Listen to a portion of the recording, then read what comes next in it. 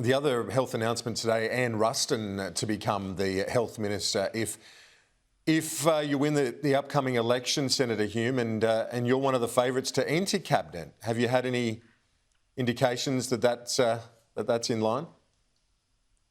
Well, first let me say that the official announcement of Anne Ruston's appointment will be made, well, hopefully, by the Prime Minister today. I don't want to preempt it, and I am so pleased for her. She is a highly qualified and highly experienced member of our cabinet. She's dealt with the portfolio on social services as a very successful minister there, dealing with what's important to millions of people's lives.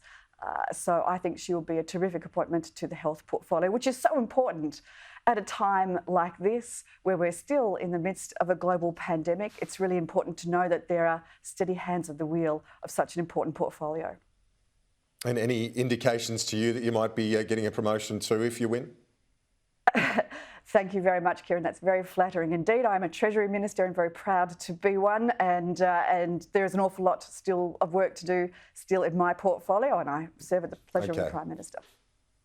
Now, the dramas for the Liberals continue. Like you've said, there's an argument to be made on the economy and on the health front, but still the internal divide causing headaches for the government, for the Prime Minister. You've got the New South Wales Treasurer, Matt Keane, calling for the Liberal candidate in Warringah to be disendorsed because of her comments in relation to trans kids. What's your read on this? Is the candidate going to be disendorsed, given it's a distraction? Catherine Deves has very strongly held opinions on an issue that's important to lots of Australians, and that's fairness and equality in women's sports.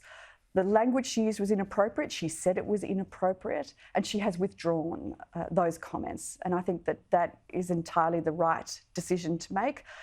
Look, she's not the only candidate to have had history on social media. We know that the Labor candidate for Hunter has also made some highly offensive comments on social media. He too has withdrawn those comments, and there is no call for him to be disendorsed.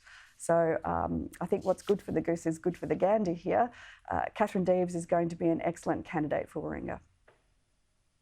Your colleague Dave Sharma seemed to endorse the view of Matt Keane in calling for her to be disendorsed. Obviously, it's a very sensitive issue in his electorate of Wentworth. Do you see the ramifications that could be felt by some of your colleagues here? I think that Catherine Deves has done the right thing. She's done the right thing by withdrawing those remarks, by admitting that that was inappropriate language that could be offensive to some people. She is a very passionate woman. She is very committed to ensuring that women and girls can compete in sport on an equal and fair basis. And I think that that's something that a lot of Australians would agree with. The comments that she made on social media have gone, they have been withdrawn. She agrees that they were wrong, but her commitment to the cause remains, and I think that that is admirable.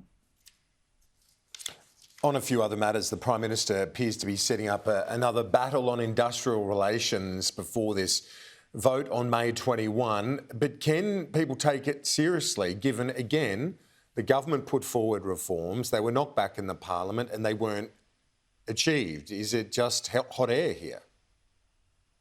Well, there was an awful lot of consultation that went into those reforms around improving the awards system, about making sure that wage theft was outlawed, and about making sure that enterprise bargaining was made simpler and fairer. Anthony Albanese and Labor have now come forward with their industrial relations policies that would potentially cost employers billions of dollars with portable entitlement schemes. The MBA, the Master Builders Association, the Business Council of Australia, and indeed the IAG Group have also come out and said that they've sounded the alarm to say that Anthony Albanese's industrial relations reforms are not reforms at all. They are simply costs to business.